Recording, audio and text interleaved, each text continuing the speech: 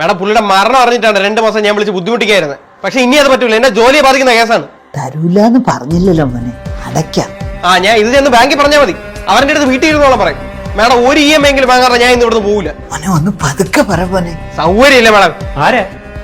എന്താ പ്രശ്നം? ഓനാണോ സാറേ? നിങ്ങളുടെ അച്ഛനും അമ്മയും ചേർന്ന് ജോയിന്റ് ആയിട്ട് ഞങ്ങളുടെ ബാങ്കിൽ നിന്ന് ഒരു മോർട്ടേജ് ലോൺ എടുത്തിട്ടുണ്ടായിരുന്നു. ഈ നിമിഷം വരെ അവർ ഒരു EMI പോലും അടച്ചിട്ടില്ല. പിന്നെ അച്ഛൻ മരിച്ചറിഞ്ഞുകൊണ്ടാണ് 2 മാസത്തേക്ക് ഞാൻ ഇങ്ങോട്ട് വരായിരുന്നത്. സാറേ ടോട്ടൽ 6 മാസത്തെ പെൻഡിംഗ് ഉണ്ട് EMI. അതിൽ ഒരു EMI എങ്കിലും ഇന്ന് കിട്ടാതെ ഇവിടെ ഞാൻ പോവില്ല. ഇതിപ്പം എത്രയുണ്ട് EMI? 24,300 രൂപ. അതിന് ബൗൺസ് ചാർജ് വേണമെങ്കിൽ വേണ്ടെന്ന് വെക്കാം. പക്ഷെ EMI എമൗണ്ട് കിട്ടിയേ പറ്റൂ.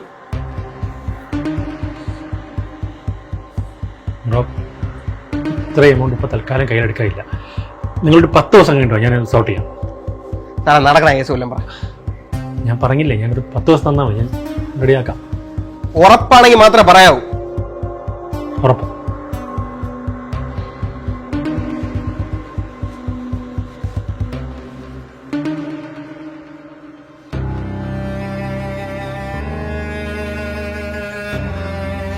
ഇതിപ്പോ അടുത്ത വീട്ടുകാരൊക്കെ കണ്ട് ആകെ നാണക്കേടായി കാണും.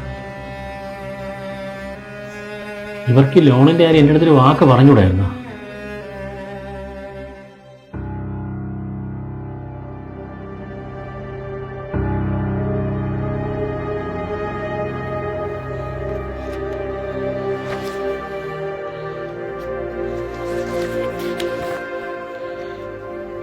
$36 ലക്ഷം രൂപ കടോ?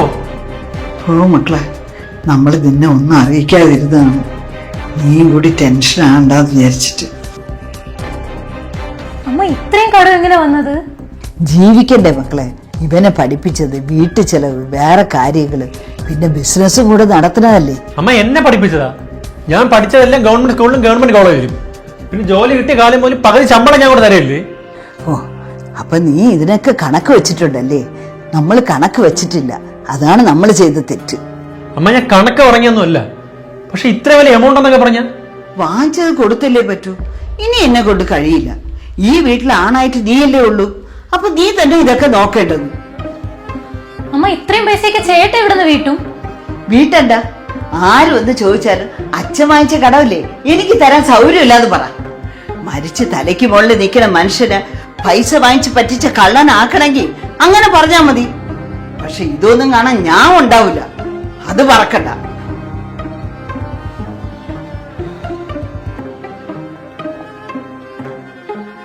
$43,000 ശമ്പളവും അച്ഛൻ്റെ ചിട്ടിയും വട്ടി എല്ലാം കൂടെ കഴിഞ്ഞിട്ട് 1,700 രൂപ മിച്ചോ. ഇത് വെച്ച് ഞാൻ എങ്ങനെ ഈ മാസം ഓടിക്കും?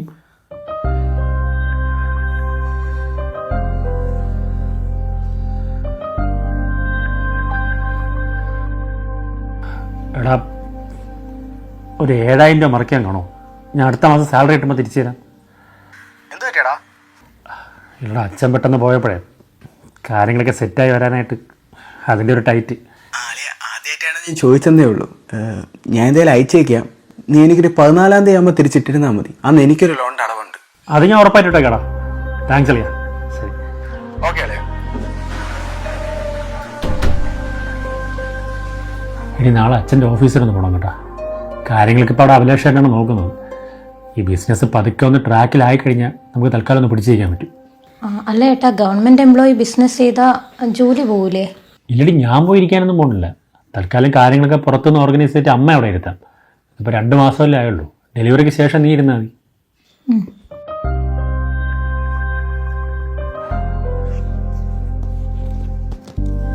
എടാ, ഉള്ളത് പറയാമല്ലോ, നിന്റെ അച്ഛന് ബിസിനസ് പറ്റിയ പരിപാടിയല്ല. ഞാനൊരു 1000 തവണ പുള്ളിയോട് പറഞ്ഞതാണ്, കേട്ടില്ല. കഴിഞ്ഞ 2 കൊല്ലമായിട്ട് കമ്പനി വളരെ ലോസിലാണ്. ഇപ്പോഴത്തെ മെയിൻ പ്രശ്നം എന്ന് പറഞ്ഞാൽ ഈ ഇരിക്കുന്ന സ്റ്റോക്ക് മുഴുവൻ ഡെറ്റാ. എറൗണ്ട് ഒരു 10 ലക്ഷം രൂപയെങ്കിലും ഉടനെ സെറ്റിൽ ചെയ്ത് പറ്റും. ചേട്ടാ, അച്ഛന് ഓൾറെഡി ഒരുപാട് കടമുണ്ട്. സത്യം പറഞ്ഞാൽ ഇവിടെ വന്ന് ഈ ബിസിനസ്സൊക്കെ ഒന്ന് ട്രാക്കിലാക്കി അതൊക്കെ ഒന്ന് സോർട്ട് ചെയ്യാനുള്ള വഴി എന്തെങ്കിലും ഉണ്ടെന്ന് അന്വേഷിക്കാനായിട്ടാണ് ഞാൻ വന്നത്. മോനെ, ഈ ബിസിനസ് ഇനി പച്ച പിടിപ്പിക്കാൻ പാടാം. പുറത്ത് കുറേ കാശ് കിടപ്പുണ്ട്, പക്ഷേ അവൻ്റെ അച്ഛനില്ലാത്തതുകൊണ്ട് അതൊന്നും ഇനി പ്രതീക്ഷിക്കണം. മറിച്ച് ലോൺ എടുത്തൊക്കെ ആ സ്റ്റാഫിന് സാലറി കൊടുത്തുകൊണ്ടിരുന്നത്. ഞാനൊരു വഴി പറയാം. ഇതേ ഫീൽഡിലുള്ള ആർക്കെങ്കിലും ഈ കമ്പനി വിറ്റാൽ നിനക്ക് സ്റ്റോക്കിൻ്റെ പേയ്മെൻറ്റ് സെറ്റിൽ ചെയ്ത് കുറച്ച് കാശും കിട്ടും. അത് വെച്ച് നമുക്ക് ഏതെങ്കിലും ഒരു ബാധ്യത ഒഴിവാക്കാം. ആളിനൊക്കെ ഞാൻ കൊണ്ടുവരാം. അങ്ങനെ ചെയ്യാൻ ചേട്ടാ. മൂക്കുമുട്ട കടമുണ്ട്. ഇതൊക്കെ ആരുടെ കാലത്ത് വീട്ടിൽ തീർക്കുന്ന എനിക്ക് ഒരു പിടുത്തമില്ല. എടാ, നിന്റെ ശമ്പളം കൊണ്ട് മാത്രം ഇത് തീർക്കാൻ പറ്റൂല. അച്ഛൻ പറഞ്ഞിട്ട് ഏകദേശം എത്ര രൂപയുടെ കടമുണ്ടെന്നൊക്കെ എനിക്കറിയാം. എനിക്കും കുറച്ച് കാശ് തരാനുണ്ട്. ഇനിയിപ്പോൾ അത് വേണ്ട. നിന്റെ ഇൻകം കൂട്ടിയാൽ ഇത് സോർട്ടാവും.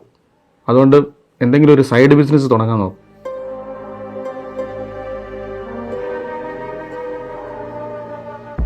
അയ്യേ, തട്ടുകടേ. എടാ, ഈ തട്ടുകട നടത്താനാണോ നിന്നെ ഇത്രയും പഠിപ്പിച്ച് ഈ നിലയ്ക്കാക്കിയത്? അമ്മ, ഈ തട്ടുകടയെന്ന് പറഞ്ഞാൽ ഇങ്ങനെ പുച്ഛിക്കൊന്നും വേണ്ട. വൈകിട്ടൊരു 6 തൊട്ട് 12 വരെ അവിടെ ചെന്ന് കച്ചവടം ചെയ്ത് കഴിഞ്ഞാൽ എല്ലാ ചിലവും പോയിട്ട് 2000 രൂപ, മിനിമം 2000 രൂപ നമ്മുടെ കയ്യിരിക്കും. നീ നാട്ടുകാരെ കൊണ്ട് ചിരിപ്പിച്ചേ ഇറങ്ങുള്ളൂ അല്ലേ? തട്ടുകട നടത്താൻ പോണത്ര. അല്ല, അപ്പൊ ഈ കടമൊക്കെ ഞാൻ എങ്ങനെ വീട്ടുമെന്നാണ്? അതൊന്നും എനിക്കറിയില്ല. ഏതായാലും ഈ പണിക്ക് ഞാൻ നിന്നെ വിടൂല വിടൂല വിടൂല. ഓ ചേട്ടാ, ഞാൻ എന്താ കൊടുക്കാം. ആ അഖിൽ ചേട്ടനെ വിളിച്ചിട്ട് കിട്ടിയില്ലാന്ന്. എന്തു പറ്റി? ഒന്നുമില്ല. നീ ഒരു ചായ എടുത്തു.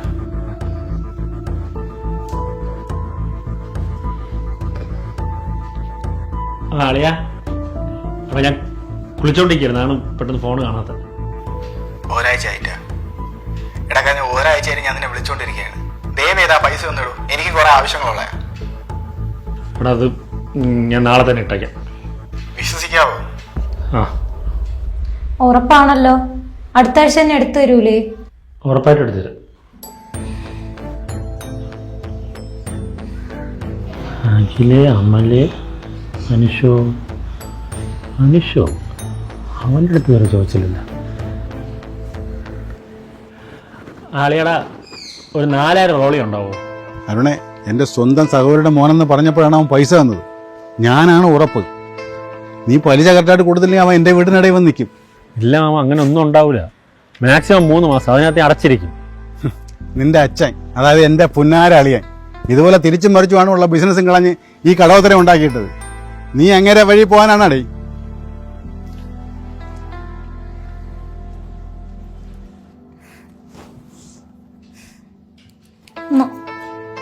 ഇനി ഈ താലിയും കൂടെ ഉള്ളൂ. ദയവേത് അത് ചോദിക്കല്ലേ. ഇടി, ഞാൻ നമ്മുടെ കൊച്ചുവിനെ വിളിച്ചിട്ടുണ്ടായിരുന്നു. അവനിപ്പം ദുബായിലൊരു ടൂർ കമ്പനിയല്ലേ, ഡ്രൈവർ കം ഗൈഡാണ്. അതുകൊണ്ട് അവൻ്റെ കടം വാങ്ങിയാ? ഇടി, നീ അത് ഞാൻ പറയുന്ന മുഴുവൻ കേക്ക്. അവന് നാട്ടിലെ 90,000 പ്ലസ് ആണ് സാലറിയും ടിപ്പും കൂടെ 1 മാസം കിട്ടുന്നത്. ഇപ്പോൾ അവിടെ ഒരു വേക്കൻസി വന്നിട്ടുണ്ട്. ഈ ലൈസൻസിൻ്റെ കാര്യമൊക്കെ അവർ സെറ്റ് ചെയ്ത് തരാമെന്ന് പറഞ്ഞു. ഞാൻ ഒരു 5 വർഷം ലീവ് എടുത്ത് അങ്ങോട്ട് പോയാലെന്ന് ആലോചിക്കുന്നു. നിങ്ങൾ എന്നെ നാണം കെടുത്തിയിട്ടേ അടങ്ങുള്ള. ഇതിന് നാണക്കേടെന്ന് തോന്നുന്നു. അതെ, എൻ്റെ വീട്ടുകാർ നിങ്ങൾക്ക് കെട്ടിച്ചു തന്നതേ നിങ്ങളൊരു ഗവൺമെന്റ് എംപ്ലോയി ആയോണ്ടാണ്. ഡ്രൈവറാണോ നടക്കണു? Salary double ആവൂടി.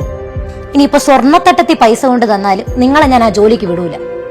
ഒന്നാതെ എന്റെ ഉരുപ്പിടിയെല്ലാം കൊണ്ട് വെച്ച് തൊലച്ചു വെച്ചേക്ക് കാണില്ല. എന്നെ കൊണ്ട് കൂടുതൽ പറയിപ്പിക്കല്ലേ.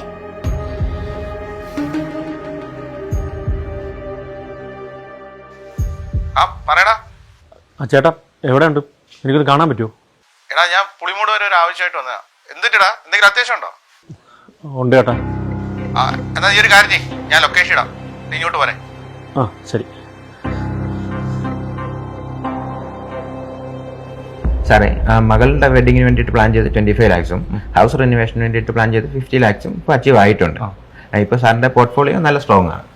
ഓക്കെ, ആയിത്തെ അങ്ങനെയാണെങ്കിൽ നെക്സ്റ്റ് മന്ത് ഓൺവേഴ്സ് എൻ്റെ വൈഫിൻ്റെ പേരിലും കൂടെ ഒരു 10,000 SIP സ്റ്റാർട്ട് ചെയ്തു. Okay sir. അകത്ത് വേണം. ആയിത്തെ, ഒരു മിനിറ്റ്. Okay sir. വാടാ. ചേട്ടാ, അത്യാവശ്യം ഒരു 15,000 രൂപ മറിക്കാൻ കാണോ? ആ ബാങ്ക് ഓഫീസർ ഒന്ന് ഓഫീസിൽ ഇരിക്കുകയും അടുത്ത ആഴ്ച എങ്ങനെയാണ് ഞാൻ തിരിച്ചു തരാം. എടാ, കാശ് ഞാൻ തരാം, പക്ഷെ ഇത് നല്ലതിനല്ല. സകല ആൾക്കാരും പെട്ടുപോകുന്നത് ഈ റോളിങ്ങിലാണ്. അങ്ങോട്ടും ഇങ്ങോട്ടും മറിച്ചും തിരിച്ചും അവസാനം ആരും തരാതാവും. ചേട്ടൻ്റെ ശമ്പളത്തിൽ 1 രൂപ ഇനി മിച്ചമില്ല. ഇത് എവിടെ ചെന്നിരിക്കുന്ന എനിക്ക് 1 രൂപവും ഇല്ല. കാരണം നീ ഇതിപ്പോഴേ മാനേജ് ചെയ്തില്ലെങ്കിൽ അവസാനം നീ പടുകുഴിയിലാവും.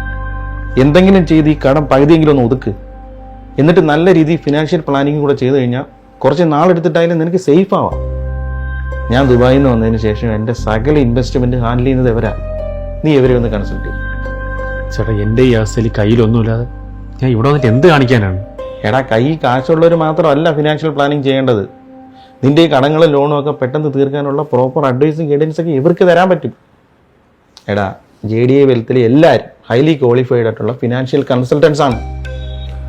കാരണം അച്ഛൻ്റെ കൂടെ ഞാൻ ചെയ്ത ബിസിനസ് മുന്നോട്ട് പോയാൽ പെട്ടുപോകുന്ന കമ്പനിയുടെ ഫിനാൻഷ്യൽ സ്റ്റേറ്റ്മെന്റ് നോക്കി കറക്റ്റ് അഡ്വൈസ് തന്നത് എവരാകുമ്പോൾ നിന്റെ വരുമാനം, ചെലവ്, നിന്റെ അസറ്റ്, കടങ്ങൾ എല്ലാം നോക്കി നിന്റെ ഫിനാൻഷ്യൽ ഗോൾസ് മനസ്സിലാക്കി അത് അച്ചീവ് ചെയ്യാൻ നിന്നെ ഹെൽപ്പ് ചെയ്യും. നേരത്തെ ഞാൻ സംസാരിച്ചുകൊണ്ടിരുന്നത് എൻ്റെ പോർട്ട്ഫോളിയോ ഹാൻഡിൽ ചെയ്യുന്ന റിലേഷൻഷിപ്പ് മാനേജരാണ്. നമുക്ക് ഇൻവെസ്റ്റ്മെന്റിൽ എന്ത് ഡൗട്ട് ഉണ്ടെങ്കിലും പുള്ളി ക്ലിയർ ചെയ്ത് തരും. പിന്നെ എടാ, ഈ JDA വെൽത്തിന്റെ ഈ ആപ്പിൽ നമ്മുടെ ഇൻവെസ്റ്റ്മെന്റിന്റെ daily growth day to day track ചെയ്യാൻ പറ്റും. ഞാനൊക്കെ ചെറിയ എമൗണ്ട് മ്യൂച്വൽ ഫണ്ടിൽ SIP ചെയ്ത് തുടങ്ങിയതാണ്. ഇപ്പൊ എൻ്റെ സ്റ്റേജിൽ ഞാൻ ഇനി ജോലിക്ക് പോയില്ലേ പോലും ലൈഫ് ലോങ് ജീവിക്കാനുള്ള റിട്ടേൺ കിട്ടുന്നുണ്ട്. മനസ്സിലായി ചേട്ടാ. ചേട്ടാ, പിന്നെ നമ്മുടെ ബിസിനസ് ടേക്ക് ഓവർ ചെയ്യാൻ പറ്റിയ ഏതെങ്കിലും പാർട്ടിയെ കിട്ടിയോ? ഇല്ലടാ, ലോസിലാണെന്ന് എല്ലാവർക്കും അറിയാം. അതുകൊണ്ട് എല്ലാവരും തറ വിലയാണ് പറയുന്നത്. ഞാൻ നോക്കുന്നുണ്ട്, പക്ഷെ കുറച്ച് സമയമെടുക്കും.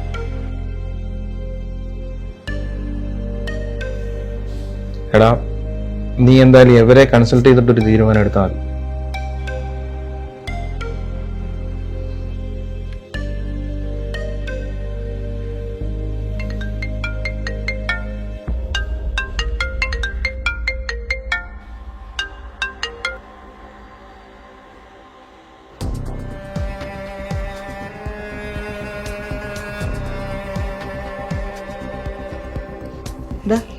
കുറെ നേരമായില്ലേ ഞങ്ങൾ രണ്ടുപേരെയും വിളിച്ചിരുത്തിട്ട്. നീ ആലോചിച്ചിട്ടിരിക്കണ എന്തോന്നാണ് കാര്യം? കാര്യമൊന്നും ഇനി എൻ്റെ കയ്യിൽ നിൽക്കൂല. അത് തന്നെ. ഇനി കടം ചോദിക്കാൻ ആരും ബാക്കിയില്ല, ആരും തരാനും പോണില്ല. അടുത്ത മാസം മുതൽ EMI ചിട്ടിയും വട്ടിയും പലിശയും ഒന്നും എന്നെ കൊണ്ട് അടയ്ക്കാൻ പറ്റൂല. ഇനി എൻ്റെ കയ്യിൽ തരാനും ഒന്നുമില്ല ചേട്ടാ. അയ്യോ, ആരുടെ നിന്ന് വാങ്ങിയാൽ എനിക്കും താല്പര്യമില്ല. ഒരു എക്സ്ട്രാ വരുമാനത്തിന് വേണ്ടി ഞാൻ ഒരു വഴിയും കൊണ്ട് വന്നപ്പോഴത്തേക്കും നിങ്ങൾ രണ്ടുപേരും കൂടെ കയറി ഇടങ്കോലും ഇട്ട്. ഇനിയിപ്പോൾ ലാസ്റ്റ് ആൻഡ് ഫൈനലായി ഞാൻ ഒരു തീരുമാനം പറയാം. ഈ വീട് നമുക്ക് അങ്ങോട്ട് വിൽക്കാം. ഇതിന് കിട്ടുന്ന പൈസയ്ക്ക് കടവും തീർത്തും ബാക്കിയുള്ള പൈസയ്ക്ക് എവിടെയെങ്കിലും പോയി ലീസിനെടുത്ത് താമസിക്കാം. എവിടെ പോയാലും പറ്റില്ല, എനിക്കിതിന് മനസ്സമാരം കിടന്ന് ഉറങ്ങിയാൽ മതി. ഈ വീട് സ്ഥലമൊക്കെ അമ്മയുടെ പേരിലല്ലേ? അമ്മ പറയട്ടെ. ലോൺ ഉള്ളതുകൊണ്ട് വിൽക്കാൻ പറ്റുമോ അവന്? അതിനൊക്കെ വഴിയുണ്ട്. ഞാൻ 1-2 ബ്രോക്കർമാരെ കണ്ടിട്ടുണ്ട്. ഇനി അതിനും കയറി തടസ്സം പറയാൻ നിൽക്കില്ല, അത്രേ ഉള്ളൂ.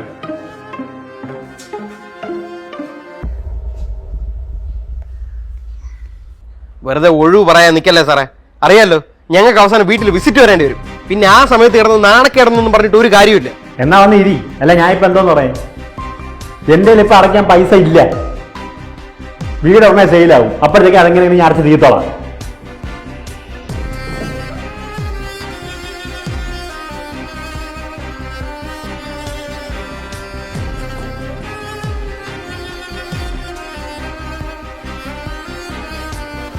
എന്തു പറ്റിയേട്ടാ ഒരുമാതിരി ഇരിക്കുന്ന? വീടിന്റെ കാര്യം ഒന്നും ശരിയാവുന്നില്ലടി. പലരും വന്ന് കണ്ടിട്ട് പോകുന്നുണ്ട്, പക്ഷെ ആരും അടുക്കുന്നില്ല. ഇനിയിപ്പം നമ്മൾ ചോദിക്കുന്ന വില കൂടുതലായിരിക്കുമോ? മാർക്കറ്റ് റേറ്റിയും താഴ്ത്തിയാണ് ഞാൻ ചോദിച്ചേക്കുന്നത്. ഇത് വേറെന്തോ തോന്നുന്നു.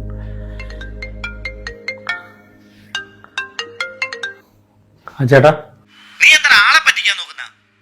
വല്ലവന്റെ പേരിലുള്ള സ്ഥലം നീ നിന്റെ സ്ഥലമാണെന്നും പറഞ്ഞ് എന്റെ അടുത്ത് വിൽക്കാൻ കൊണ്ടുവരുമല്ലേടാ? ചേട്ടാ എന്തോന്നുണ്ടാ പറഞ്ഞ? നീ എന്താ അഭിനയിക്കുന്ന? നിന്റെ മാമന്റെ പേരിലുള്ള സ്ഥലമല്ലേടാ നീ നിന്റെ സ്ഥലം എന്നും പറഞ്ഞ് എന്റെ അടുത്ത് വിൽക്കാൻ കൊണ്ടുവന്ന്? ചേട്ടാ സത്യം ഇരിക്കാന്ന് അറിഞ്ഞൂടായിരുന്നു. എന്നാ നീ ഇപ്പൊ അറിഞ്ഞല്ലേ? എടാ, നിന്റെ മാമനാണ് ഇത്രയും നാളും വന്ന ആളുകളൊക്കെ മുടക്കിക്കൊണ്ടിരുന്നത്. ആദ്യം കുടുംബത്തിൽ എന്തെങ്കിലും പ്രശ്നം ഉണ്ടെങ്കിൽ അത് തീർത്തിട്ട് നീ സ്ഥലം വിൽക്കാൻ വന്നാ മതി.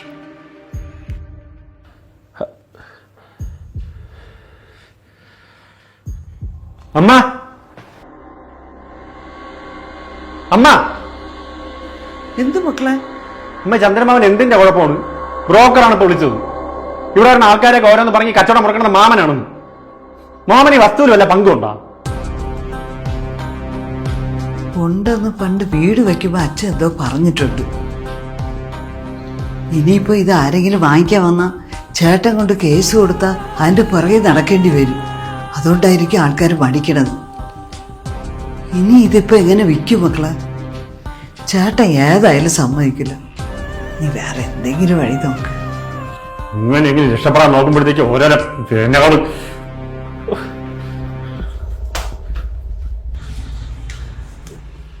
അമ്മ, അഭിലാഷായിട്ട് നമ്മുടെ വീട് വാങ്ങിക്കാൻ താല്പര്യമുണ്ടെന്ന് പറഞ്ഞു. അയ്യോ മക്കളെ, അവരുടെ അടുത്ത് പറഞ്ഞില്ലേ വീട് വിൽക്കാൻ പറ്റൂലെന്ന്? അമ്മ, ഞാനായിട്ട് ഒന്നും പറയാൻ പോയിട്ടില്ല. പിന്നെ ഇതിപ്പോൾ ആ ബ്രോക്കർ വഴി അല്ലാത്തതുകൊണ്ട് ഇടപാട് കഴിയുമ്പോൾ മാമനും ഒന്നും അറിയാൻ പോകുന്നില്ല. അഭിലാഷേട്ടന് ഈ കാര്യമൊന്നും അറിയാൻ പോകണ്ട, അതുകൊണ്ട് പ്രശ്നമൊന്നുമില്ല. എന്തായാലും നാളെ അഡ്വാൻസ് തരാൻ വേണ്ടി ചേട്ടൻ കൊണ്ട് വരുന്നുണ്ട്. ശ്രേയ എവിടെ? ശ്രേയ, എടീ, കാര്യങ്ങളൊക്കെ ഓക്കെ ഏട്ടാ?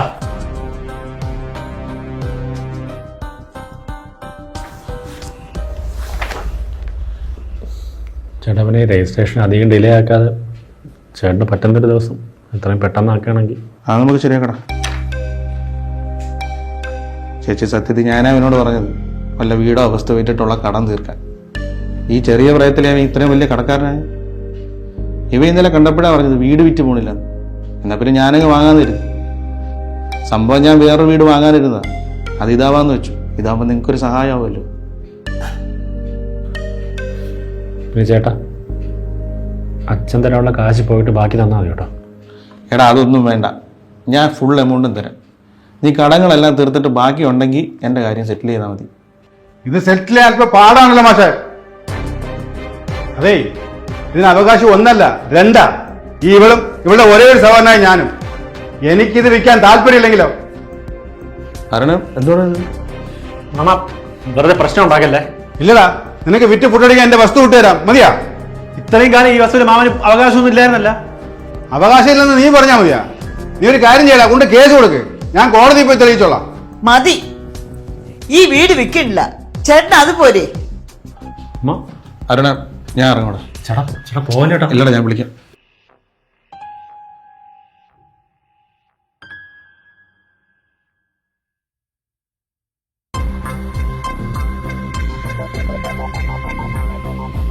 അല്ലെങ്കിൽ ഞാനങ്ങ് വാങ്ങാം. പിന്നെ കേസല്ലേ, അത് വരുന്നിടത്ത് വെച്ച് കാണാം. ആഹാ, എന്നാ താൻ വാങ്ങ്. പക്ഷെ തന്നെ ഈ വീട്ടിൽ കയറി ഞാൻ കിടത്തൂല. എന്നാ ഞാൻ പൂട്ടിയിട്ടോളാം. ചേച്ചി ഒപ്പിട്, ബാക്കി ഞാൻ ഏറ്റ്. വേണ്ടടാ, ഒരു പ്രശ്നം വേണ്ട. ഞാൻ നോക്കിക്കോളാം ചേച്ചി. ഇടാ, അവസാനം നിനക്കത് ബാധ്യതയാവും. ഉപ്പിടണ്ട അങ്ങോട്ട്. ഉള്ള കടം മുഴുവൻ എന്റെ തലയെടുത്ത് വെച്ച് വന്നിട്ട് നാടകം കളിക്കണം രണ്ടുപേരും കൂടെ.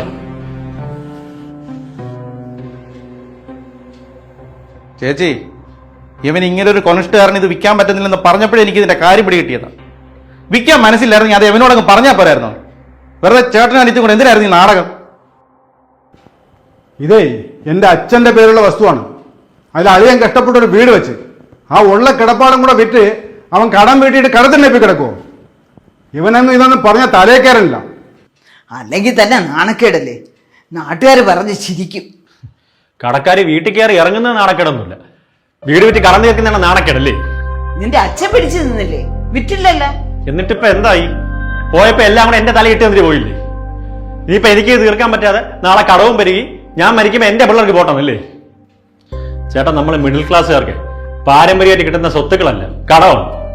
വീട് വെച്ച കടം, മോളെ കെട്ടിച്ച കടം, ആ കട ഈ കടം എന്നൊക്കെ പറഞ്ഞ് കണ്ണി കാണാത്ത കൈ പിടിക്കാത്ത പൈസ തിരിച്ചടയ്ക്കാൻ വേണ്ടിയിട്ട് ജീവിതകാലം മുഴുവൻ നമ്മൾ പണിയെടുക്കേണ്ടി വരും. കഴിഞ്ഞ കുറെ നാളായിട്ട് എന്റെ ഫോൺ സദാസമയം സൈലന്റിലാണ്. കാരണം അതിലൂടെ ഇപ്പൊ കടക്കാർ മാത്രമേ വിളിക്കുന്നുള്ളൂ. എനിക്കൊന്ന് പുറത്തിറങ്ങാൻ പേടിയാണ്, എന്തെങ്കിലും ചടങ്ങിന് പോകാൻ പേടിയാണ്. കാരണം ഞാൻ പൈസ കൊടുക്കാൻ ആരെങ്കിലും എന്നെ അടച്ച് കണ്ടാലും മനസ്സമാധാനം ഞാനൊന്ന് ഉറങ്ങിയിട്ട് എത്ര ദിവസമായെന്ന് അറിയാമോ? ഇതൊന്നും പറഞ്ഞ് എന്റെ ഭാര്യയ്ക്ക് പോലും മനസ്സിലാവൂല. ചേച്ചി, ഇതിപ്പം വിറ്റ് കഴിഞ്ഞാൽ നിങ്ങളുടെ സകല കടങ്ങളും തീരും. വിൽക്കാൻ എളുപ്പമാണ്, ഇതുപോലെ ഒന്നും ഉണ്ടാക്കാൻ എത്ര കാലമാവും? ഉണ്ടാക്കിയില്ലെങ്കിൽ എന്ത്, ലോകം അടിഞ്ഞു വീഴുമോ? വാടക വീട്ടിലായാലും വേറെ എവിടെയായാലും നാളെ രാവിലെ എണീക്കുമ്പോൾ ഒരുത്തനും പൈസ കൊടുക്കാനില്ല എന്നുള്ള സമാധാനത്തിലും ഒരു രാത്രിയെങ്കിലും എനിക്ക് കിടക്കണം. പിന്നെ ഇതൊന്നും ഞാനായിട്ട് ഉണ്ടാക്കിയ കടമല്ല. കുടുംബത്തിൽ മോഹരുത്തം ഉണ്ടെങ്കിൽ കാര്യങ്ങളൊക്കെ എളുപ്പമായല്ലോ അല്ലേ? ബാധ്യത ഉണ്ടാക്കി വെച്ചിട്ട് കടമേ നമുക്ക് തലയെടുത്ത് വച്ചു കൊടുക്കാമല്ലോ. ഒരു കുടുംബമാകുമ്പോ കടമൊക്കെ വരും, അത് നിനക്ക് പോവ മനസ്സിലാവും.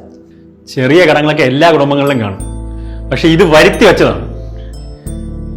ഈ കുടുംബത്തിൽ ഇത്രയും കടം കയറാനുള്ള കാര്യം എന്താ നിങ്ങൾക്ക് അറിയാമോ? ആറ്റിറ്റ്യൂഡ്. ഞാൻ പാവപ്പെട്ടാണെല്ലാം നാട്ടുകാരെ കാണിക്കണം, പണക്കാരുടെ ലൈഫ് സ്റ്റൈലിൽ ജീവിക്കുകയും വേണം. ഇങ്ങനെയുള്ളവന്മാരെ കാത്തിരിപ്പുണ്ട് ബാങ്കുകാർ. അതുകൊണ്ടാണ് നമ്മൾ ചോദിക്കുന്നതിന് മുന്നേ അവർ ഇങ്ങോട്ട് വിളിച്ച് നമുക്ക് ലോൺ തരുന്നത്. അവർക്കറിയാം സ്റ്റാറ്റസ് കാണിക്കാൻ വേണ്ടി കാർ വാങ്ങിക്കാനും വീട് വെക്കാനും കടം വാങ്ങിച്ച് പത്രാസ കാണിക്കാനും ഒക്കെ നമുക്ക് ഒരു മടിയുമില്ല. ഒന്നിൽ ഈ വീട് വെക്കാൻ അമ്മ സമ്മതിക്കണം, അല്ലെങ്കിൽ ഈ കടങ്ങളൊക്കെ അമ്മ വീടണം. എനിക്കങ്ങ് 32 വയസ്സേ ആയിട്ടുള്ളൂ.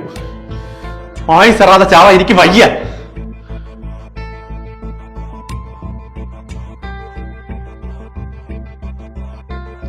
പാരമ്പര്യമായിട്ട് മക്കൾക്ക് സ്വത്തൊന്നും കൊടുത്തില്ലെങ്കിലും അറ്റ്ലീസ്റ്റ് ലോണും ബാധ്യതകളും കൊടുത്ത് അവരെ കടക്കെണിയിലാക്കരുതെന്ന ഓർമ്മപ്പെടുത്തലാണ് ഈ വീഡിയോ.